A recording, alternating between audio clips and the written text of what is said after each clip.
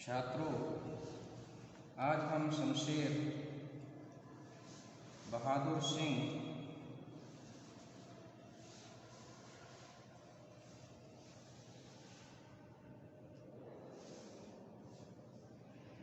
जी के काव्य की परीक्षा करेंगे और यह पड़ताल करेंगे कि प्रगतिवाद और प्रयोगवाद का समन्वय कहाँ तक उनकी कविताओं में देखने को मिलता है।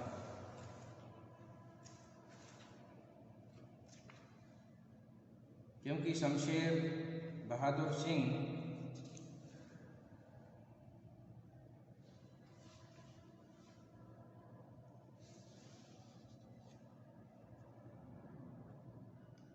रोमानी संस्कार के कवि तो हैं ही, उनके काव्य में प्रगतिवाद और प्रयोगवाद का समन्वय भी देखने को मिलता है।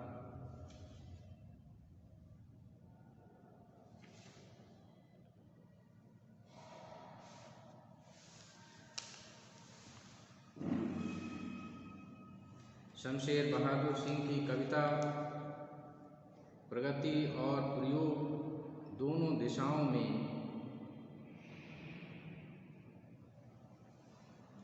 अग्रसर हुई है।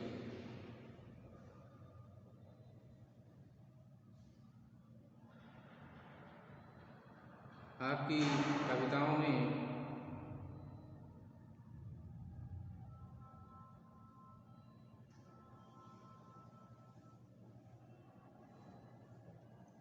एजरा पाउंड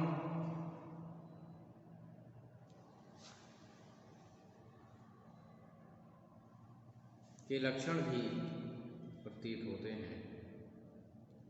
वस्तु की अपेक्षा रूप विधान के प्रति अधिक सजगता एजरा पाउंड की विशेषता है और शमशेर बहादुर ने उसे ग्रहण किया। वे स्वयं इस बात को कहते हैं कि टेक्निक में एजरा पाउंड शायद मेरा सबसे बड़ा आदर्श बन गया। शमशेर की कविताओं में प्रगति और प्रयोग के तत्वों को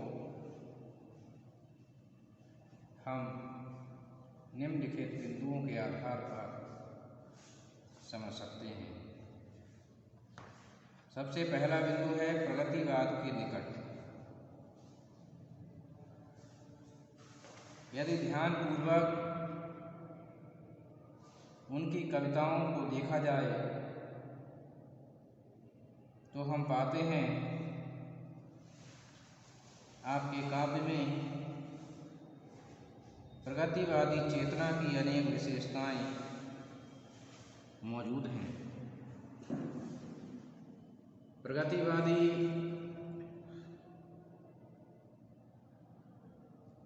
आंदोलन की प्रवृत्तियां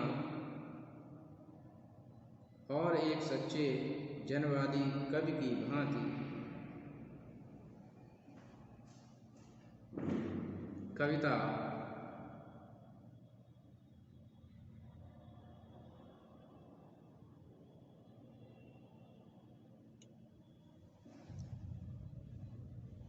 आपके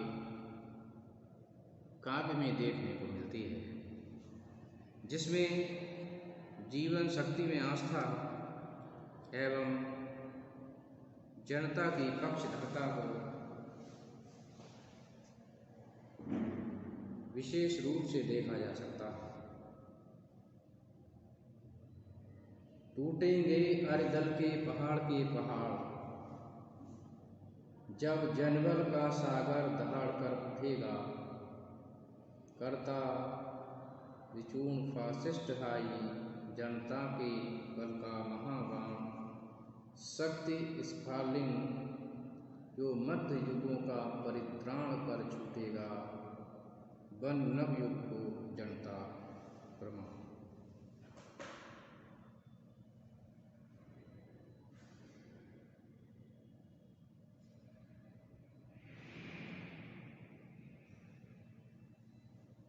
आपने अपनी कविताओं के हाशिए पर ही सही अंधविश्वासों और सांप्रदायिक भावनाओं का विरोध किया है। महाजनी सभ्यता और पूंजीवाद के विरोध में आपने अपनी कविताओं को लिखा है। तो ये प्रगतिवादी विचारधारा आपके काव्य में विशेष रूप से परिलक्षित होती है। दूसरा बिंदु है प्रयोगवाद के निकट। प्रयोगवाद में व्यक्ति अस्तित्ववाद की ओर अधिक मुखरित हुआ है और इसके साथ ही प्रयोगवाद में दमित काम वासनाओं का स्वर प्रमुख रूप से दिखाई देता है, क्योंकि प्रयोगवाद फ्रायड के काम सिद्धांत से काफ़ी हद तक प्रभावित दिखाई देता है। कहीं वे प्रेम और सौंदर्य की अभिव्यक्ति करते दिखाई देते हैं तो कहीं वे खुले रूप में सब कुछ कह देते हैं। कहीं वे स्मृतिपरक रोमानी चित्र बड़ी कुशलता से उतार देते हैं। तो इस प्रकार से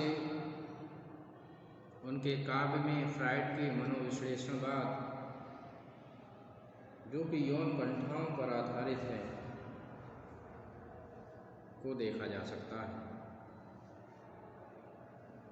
आपने लिखा है कि एक खुशबू जो मेरी पलकों में इशारों की तरह बस गई है, जैसे तुम्हारे नाम की नन्ही सी स्पेलिंग हो, छोटी सी प्यारी सी तिरछी स्पेलिंग। तुम्हारे दांतों से जो दूध के तिनके की नोक उस पिकनिक में चिपकी रह गई थी, आज तक मेरी नींद में गड़ती है। तो ये प्रयोगवाद की प्रवृत्ति उनके काव्य में दिखाई देती है। सामाजिक चेतना की यदि बात करें तो शमशेर बहादुर सामाजिक चेतना के कवि हैं। समाज के प्रति संलग्नता और प्रतिबद्धता आपकी कविता में देखी जा सकती है। कला और कविता की सार्थकता जीवन से संबद्ध होने में ही है और जीवन से दूर हट जाने में तो उसका अस्तित्व ही समाप्त हो जाता है। इसलिए शमशेर बहादुर कोरी कल्पना के आधार पर रची जाने वाली कविता में विश्वास नहीं करते। समाज की गतिशीलता से अवगत रहते हुए और प्रतिक्षण समाज के संबंध में जानकारी भी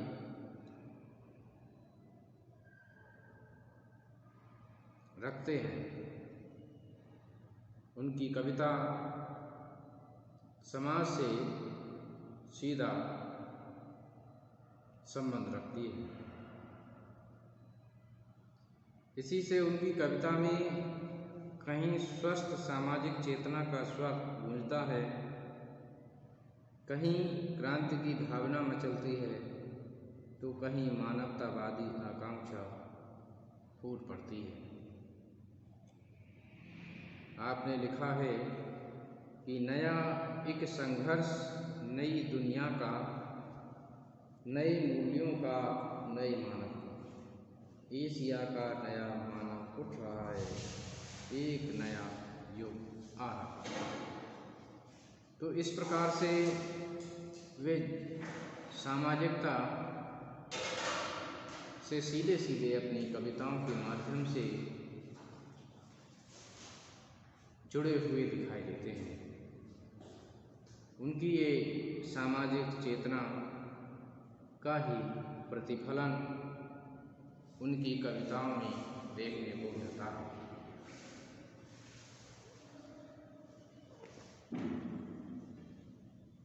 स्वीकारोक्ति के अंतर्गत हम देखते हैं कि उन्होंने कुछ बातों को स्वयं स्वीकार किया है। शमशेर जी ने दूसरे तार सप्तक की भूमिका में दो बातें विशेष रूप से स्वीकार की हैं। प्रथम ये कि मुंबई में कम्युनिस्ट पार्टी के सानिध्य ने उन्हें सामाजिक आदर्शों का जो सजीव रूप दिखाया, उससे उनकी कविता को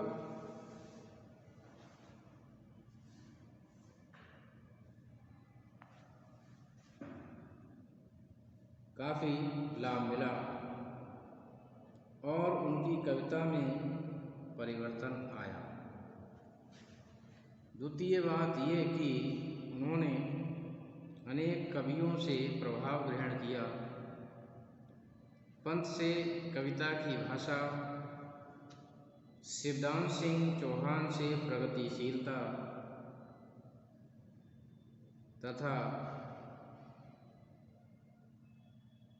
हॉकिंग आदि देशी कवियों से भी प्रभाव उन्होंने ग्रहण किया, जो कि उन्होंने स्वयं इस बात को स्वीकार किया है।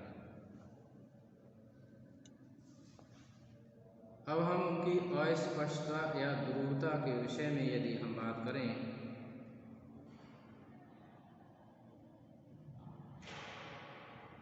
तो हम देखते हैं कि उनका रूप विधान के प्रति अतिशय जागरूकता ने उन्हें प्रायः जटिल और दुरूह बना दिया।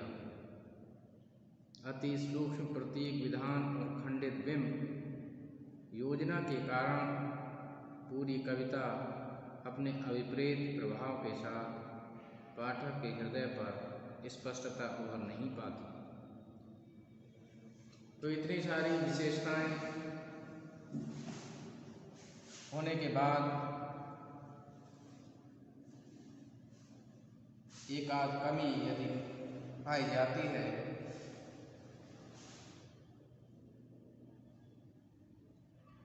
तो कोई खास प्रभाव नहीं पड़ता।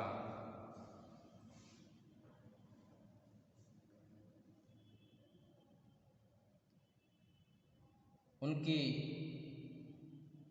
कविताएं एक ओर प्रगतिवाद तो दूसरी ओर प्रयोगवाद के छोर को छूती हुई दिखाई देती हैं और वे हिंदी साहित्य में अपनी महत्वपूर्ण भूमिका भी निभाती हैं। तो इस प्रकार से